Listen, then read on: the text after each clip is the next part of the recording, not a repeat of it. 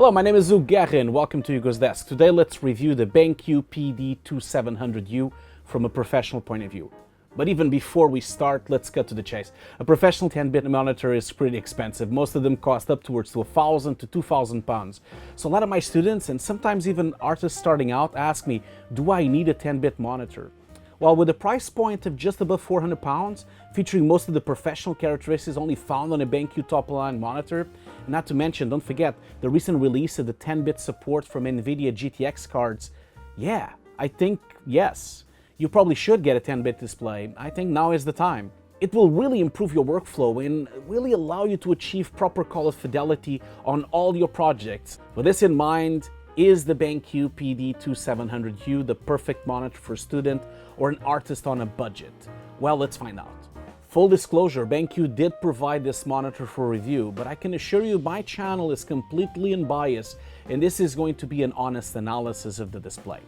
I've been working as an artist for 20 years in some of the biggest visual effects houses in the world, including as visual effects supervisor at the Mill London. Color is extremely important to me since I work in high-end visual effects, CG, editorial, compositing, and grading. I have been testing this monitor with my own professional projects for over 6 months now, so this review will be from a professional point of view.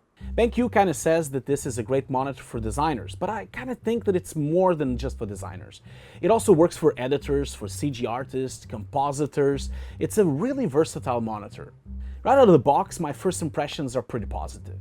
We have an edge-to-edge monitor, which is great for dual, or even if you're nuts, you can have a triple monitor setup. And not to mention the great daisy chain capability so that you can kind of basically connect monitor to monitor, really allowing you not to have a lot of cables going into your desktop.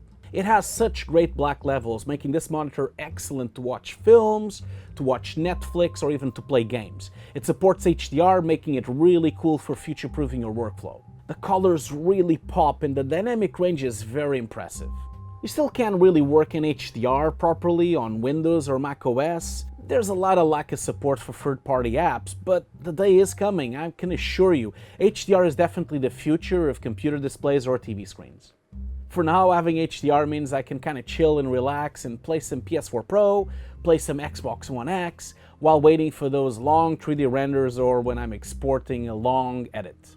The menu is really easy to reach. It's on the bottom of the monitor, but I'm really missing the puck. I know it's a feature of more expensive BenQ monitors, but I'm so used to the puck these days that when I'm using a menu button, I just feel so old school. But I guess there's a reason, it's a cheaper price point, so I can understand it. In the menu, you will find all the professional settings you can ever wish for. It has complete control over every aspect of the image, from individual color controls at RGB level. You have manual settings of gamma, sharpness, and I'm just mentioning a few. It's great to see gamma settings from 1.8 to 2.6. This really makes this monitor pretty cool for grading on very dark environments at the gamma 2.4. The monitor can also rotate 90 degrees for all your programming needs, or if you want to preview really large photo galleries like, reference textures or anything like that. Of course, you can also take advantage of this feature for web browsing. Imagine if you want to look at a really big page or, Facebook or Twitter. But check this out, how cool is this? If you rotate the monitor, the menu even rotates to match the orientation of the screen.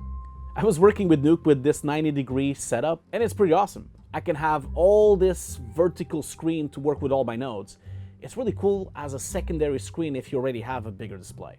If I really want to geek out, I can even play some Ikaruga vertically on my Nintendo Switch. It is pretty cool. DualView is an excellent way to preview different LUTs, for example, for different deliveries. Let's say, for example, you're delivering a project for both TV, Rex's 09, or sRGB for the web. So now you can actually look at that file with just a split screen with a LUT and basically have two LUTs, one on each side. Using it as a full screen monitor for compositing in Nuke or editing on DaVinci is pretty amazing. The amount of real estate you have on a 4K display is massive. This means you can really preview all your high resolution photos at almost 1:1, or you can even edit 4K at native resolution. It's also a great display to use as a cheap reference monitor. At this price point, it's a great way to preview your edits on DaVinci, Final Cut X, Premiere. Even look at here, I'm using a Blackmagic Decklink to output a true HDR signal as a reference monitor. In terms of specs, the monitor is a 27-inch 4K EPS display with 350 nits LED backlight. I already know what you're thinking. We had this conversation on other reviews. Only 300 nits for HDR? Well, because this is a professional 10-bit display, they usually have fewer nits than, let's say, a regular 8-bit TV. If you really need 500 or 1000 nits on a 10-bit reference monitor, then you're really looking to pay £5,000 for an Enzo or an Apple Pro Display XDR. But I guess if you really have the budget, you can always get a Sony 3 Master OLED, but that could cost £33,000. I mean, just imagine that. You can buy 87 BenQ monitors like this with that money. Of course, I'm just kidding. Jokes aside, this is a 10-bit display with 1.07 billion colors. It has a PPI of 163. The pixels are super sharp, and you can really see the eye density of the monitor when I use a macro lens. I love my macro lens, so I'm always using it whenever I'm reviewing monitors. I always have to put it in. It has a native contrast at 1300 to 1, a 5 millisecond response time at a maximum refresh rate at 60 Hz. Again, keep in mind this is a 10-bit display. It's built for accuracy, not refresh rate. In terms of connectivity, it includes one HDMI 2.2 capable of HDR10, one DisplayPort 1.4, one mini DisplayPort 1.4, also has the typical USB port and a DisplayPort out, which is really cool because that's when you can actually do daisy chaining to other monitors. It weighs 5.5 kilos without the stand and 7.7 kilos with the stand. As we saw before, it can pivot 90 degrees, but it can also swivel left and right 45 degrees and has a tilt of 10 degrees down and 20 degrees up. By the way, I have to say, the stand is included in the box. I am looking at you, Apple. It includes a proper KVM Switch to use with two computers and a single mouse and keyboard. This is really crucial if you have a very limited space or a small office. The monitor is 100% Rexon 9, 100% sRGB, and it includes multiple Colorspace profiles for all your design, editorial, CG, and visual effects needs. It has Rexon 9 if you're using video broadcast. It has sRGB for web-based projects, HDR for high dynamic range, even a CAD mode offering great contrast and detail for really thin lines, even an animation mode, providing you some extra levels of brightness, bringing out really all those nuances on your animation. And all of this even on ambient lighting. Low blue light, which is a really, really cool feature. It's really good for when you have really fatigued eyes, when you're really tired. This mode is especially useful if you're, for example, using it for just reading a document or browsing the web. This is really when you don't need color accuracy and you're just doing something else, like checking your email. And darkroom is excellent for really clarity and sharp details, especially when you're working in photography. It also includes, of course, a customer user profile, so you can make your own calibration, you can make your own settings. Speaking of calibration, this monitor is factory calibrated, even brings a really fancy report in the box. Monitor looks super clean, and I don't see any marks or uniformity issues at all. Color reproduction looks great. I was using a color bar generator to check every single color.